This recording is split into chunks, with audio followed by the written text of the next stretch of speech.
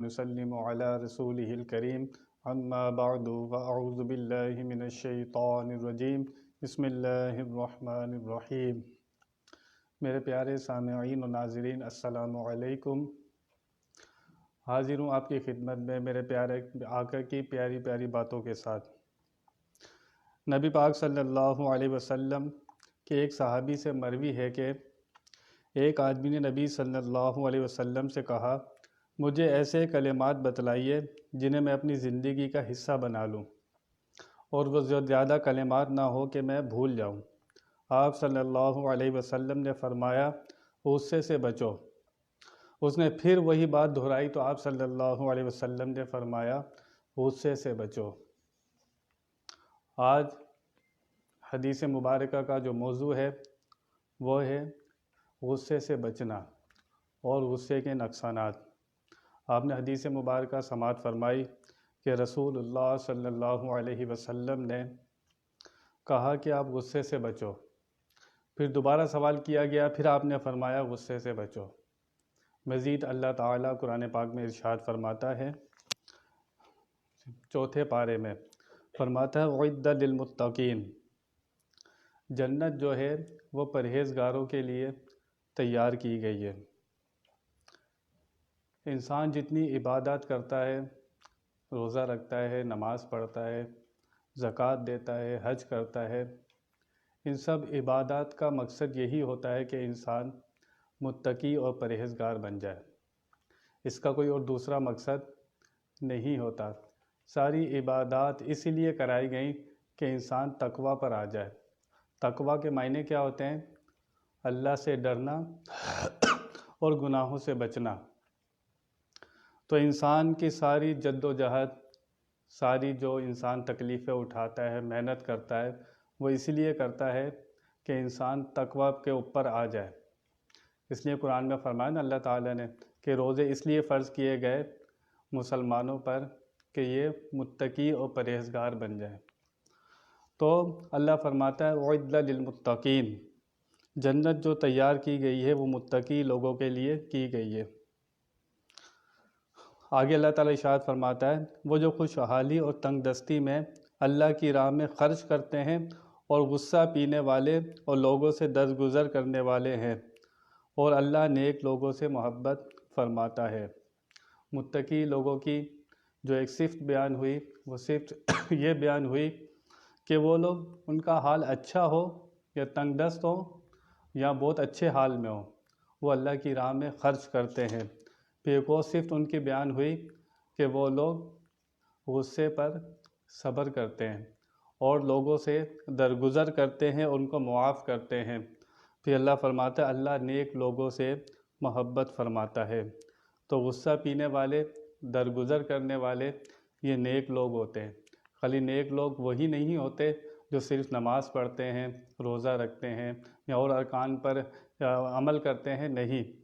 جو لوگ غصہ پی جاتے ہیں، درگزر کرتے ہیں، اللہ تعالیٰ ان کو بھی نیک فرما رہا ہے۔ اور بعض جگہ غصہ کرنا اچھا بھی ہوتا ہے۔ یہ ایسا نہیں ہے کہ کبھی انسان غصہ ہی نہ کرے۔ اگر انسان میں غصہ رکھا گیا، اور یہ بعض ٹائم انسان کو بعض جگہوں کے اوپر غصے کا اظہار کرنا بھی لازم ہوتا ہے۔ کوئی اللہ رسول کی گستاخی کرے، بے ادبی کرے، تو اس کے لیے دل کے اندر بغض و عداوت رکھنا اور غصہ رکھنا اس کے لیے باعث ثواب ہوتا ہے۔ کوئی آپ کے قریب رہنے والے کھلی بے حیائی کریں اور آپ وہاں غصہ نہ دکھائیں، تو آپ پر لازمی ہے کہ وہاں پر آپ غصے کا اظہار کریں۔ حدیث پاک میں ہے، جس شخص نے غصہ ضبط کر لیا باوجود اس کے کہ وہ غصے پر قدرت رکھتا تھا، اللہ عز و جل اس کے دل کو سکون و اطمینان سے بھر دے گا، اور غصہ آنا مفید ہے جبکہ ضبط کرنا نصیب ہو جائے۔ ایک انسان کو بہت غصہ آیا اور وہ اس پہ قدرت بھی رکھتا تھا کہ وہ اس کے اوپر غصے کا اظہار کر سکتا تھا اور اس کو اچھا خاصا غصہ دکھا سکتا تھا، لیکن اس کے باوجود اس نے غصے کو پی لیا، تو اس کو انعام کیا ملا؟ حضور فرماتے ہیں اللہ تعالیٰ اس کے دل کو سکون و اطمینان سے بھر دے گا۔ آج انسان سکون کی تلاش میں مارا مارا پھرتا ہے، کبھی کہیں تلاش کرتا ہے، کبھی کہیں تلاش کرتا ہے۔ اللہ فرما رہا ہے جو غصے کو پی جائے گا باوجود قدرت رکھنے کے کہ وہ غصے کا اظہار کر سکتا ہے، اللہ فرما رہا ہے ہم اس کے دل کو سکون و اطمینان سے بھر دیں گے۔ تو جو چاہتا ہے اس کے دل کے اندر سکون و اطمینان ہو جائے، اور یہ بہت بڑا درجہ ہے سکون و اطمینان کا۔ انسان کی ساری کوششیں اسی لیے ہوتی ہیں کہ اس کا دل مطمئن ہو جائے، وہ ساری کوشش کرتا ہے اسی وجہ سے کہ انسان کو دل کو اطمینان حاصل ہو جائے۔ لیکن اللہ قرآن میں فرماتا ہے الا بذکر اللہ تطمئن القلوب، خبردار آگاہ ہو جاؤ، اگر دلوں کا اطمینان چاہتے ہو تو وہ اللہ کی یاد میں ہے۔ انسان دل کا اطمینان کبھی بڑے بڑے بنگلوں میں ڈھونڈتا ہے، نئی نئی کاروں میں ڈھونڈتا ہے، بہت مال و دولت میں ڈھونڈتا ہے، لیکن اس کو دل کا اطمینان اگر چاہیے تو وہ اللہ کے ذکر میں ملے گا۔ تو اس کو چاہیے اپنا تعلق رب سے جوڑے، جب دنیا سے توڑے گا تو رب سے جوڑے گا۔ بھلے پیسہ کمانا بری بات نہیں ہے، میں پہلے بھی بتا چکا، مال و دولت کمانا برا نہیں ہے، آپ جائز کماتے ہیں، جائز خرچ کرتے ہیں تو کوئی بری بات نہیں ہے، لیکن آپ کا تعلق رب سے ہر وقت جڑا رہنا چاہیے، آپ کی سوچ میں، آپ کے خیالوں میں رب رہنا چاہیے، اور آپ کو اس کا پکا تصور ہونا چاہیے کہ میرا رب 24 گھنٹے میرے ساتھ ہے۔ جب یہ آپ خیال پکا کر لیتے ہیں تو آپ گناہوں کی طرف نہیں جاتے۔ شیطان مردود بکتا ہے جب کسی پر غصے کا جال ڈالنے میں کامیاب ہو جاتا ہے۔ یہ شیطان کہہ رہا ہے جب میں کسی پر غصے کا جال ڈالنے میں کامیاب ہو جاتا ہوں تو اس کو، جیسے بچے گیند سے کھیلتے ہیں نا، کبھی ادھر لات مارتے ہیں، فٹ بال کی طرح اس کو فٹ بال بنا لیتے ہیں، تو شیطان کہہ رہا ہے جس کو میں غصہ دلاتا ہوں اور وہ میرے جال میں پھنس جاتا ہے تو پھر میں اس کو جہاں چاہتا ہوں گھماتا ہوں۔ آپ دیکھیں غصے کی حالت میں ہی سب سے زیادہ طلاقیں ہوتی ہیں، جتنے قتل ہوتے ہیں سب غصے کی وجہ سے ہوتے ہیں۔ کبھی ایسا نہیں ہوا کسی نے کہا ہو بیگم آج تم بہت پیاری لگ رہی ہو تو میں تجھے طلاق دیتا ہوں، نہیں، جب بھی طلاق ہوتی ہے غصے کی حالت میں ہوتی ہے، جب بھی قتل ہوتے ہیں غصے کی حالت میں ہوتے ہیں۔ اس لیے غصے کو پینے میں اتنا بڑا درجہ رکھا گیا۔ اللہ نے قرآن میں فرمایا جو غصہ پینے والے ہیں وہ اللہ کو نیکوکار بہت پسند ہیں۔ جنت کی بشارت بھی سن لیجئے۔ حضرت سیدنا ابو الدرداء رضی اللہ تعالیٰ عنہ کہتے ہیں کہ میں نے عرض کی یا رسول اللہ صلی اللہ علیہ وسلم مجھے کوئی ایسا عمل ارشاد فرمائیے جو مجھے جنت میں داخل کر دے۔ سرکار دو عالم، دو جہاں کے مالک رسول اکرم صلی اللہ تعالیٰ علیہ وسلم ارشاد فرماتے ہیں غصہ نہ کرو تو تمہارے لیے جنت ہے۔ کتنی بڑی خوشخبری آپ کو اللہ کے رسول نے بتائی کہ غصہ نہ کرو تو تمہارے لیے جنت ہے۔ لیکن میں پہلے بتا چکا جہاں غصہ کرنا ہے وہاں کرنا ہے، اور اس کے علاوہ ہر ٹائم غصے میں رہنا اور لوگوں کو ڈرا کے رکھنا یہ اچھی بات نہیں ہے۔ طاقتور کون ہے؟ انسان کہتا ہے یہ شخص بہت طاقتور ہے، فلانا شخص بہت طاقتور ہے، یہ پہلوان ہے تو بہت طاقتور ہے۔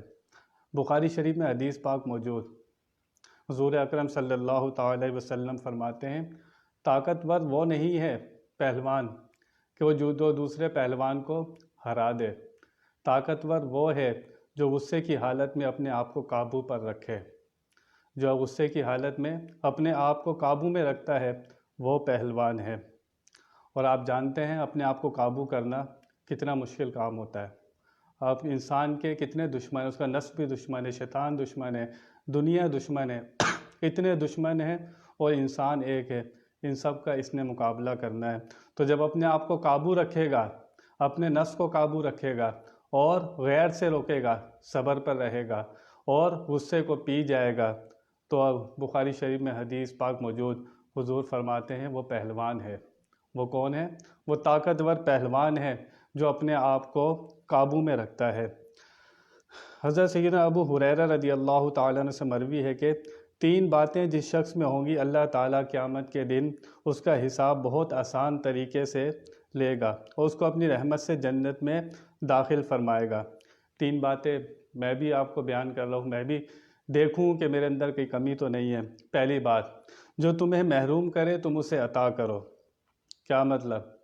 جو تمہیں تکلیف پہنچائے، ظلم پہنچائے، تمہیں کسی چیز سے محروم کر دے، حضور فرماتے ہیں تم اسے عطا کرو۔ کتنا مشکل کام ہے، کوئی ہم پہ ذرا سا ظلم و جبر کر کے تو دیکھے، ہم تو اس کا منہ دیکھنا گوارا نہیں کرتے۔ لیکن کیا فرما رہا ہے اللہ؟ حضور کیا فرما رہے ہیں؟ جو تمہیں محروم کر دے تم اسے عطا کرو۔ پھر فرمایا دوسری بات، فرمایا جو تم سے تعلق قطع کرے تم اس سے ملاپ کرو۔ رشتہ داریوں میں لوگ چھوٹی چھوٹی باتوں میں ایک دوسرے سے ناراض ہو جاتے ہیں۔ مجھے شادی میں اس نے عزت نہیں دی، مجھے اچھے طریقے سے نہیں بلایا، میں تو اس کا منہ نہیں دیکھوں گا۔ چھوٹی چھوٹی باتوں سے رشتہ داریوں کو کاٹنا، تو جو تعلق جوڑتا ہے، جو توڑتا ہے جو تعلق، وہ جنت میں داخل نہیں ہو سکے گا۔ اس لیے فرمایا جو تم سے قطع تعلق کرے تم اس سے ملاپ کرو۔ پھر فرمایا جو تم پر ظلم کرے تم اسے معاف کر دو۔ تمہیں کوئی تکلیف پہنچا رہا ہے، ظلم کر رہا ہے تمہارے اوپر، فرمایا تم اسے معاف کر دو۔ آپ قرآن کی آیت بھی سن چکے، وہ غصے کو پینے والے ہوتے ہیں، متقی کی صفات بیان ہوئی، وہ درگزر کرنے والے ہوتے ہیں۔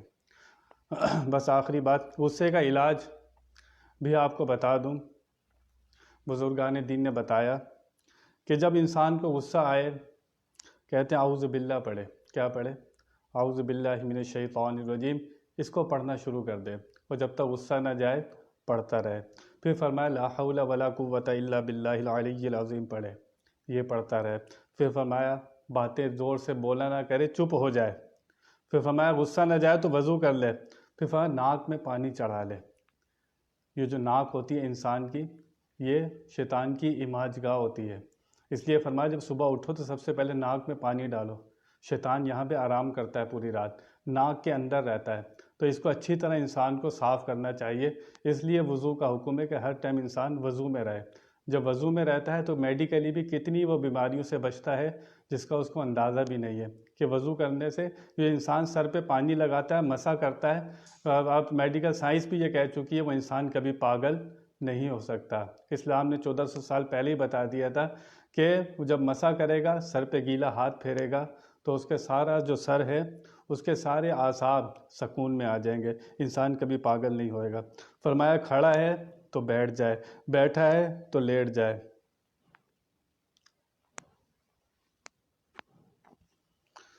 قرآن پاک کی آیت و حدیث مبارکہ میں جو اجر بیان ہوا ہے، ان کو اپنے دماغ میں دہرائے۔ غصے کی حالت میں کیا قرآن پاک کی آیت و حدیث مبارکہ کو اور جو بشارت دی گئی ہے غصہ پینے والوں کے لیے، ان کو دماغ میں لائے اور لوگوں سے درگزر کرے، ان کو معاف کرے۔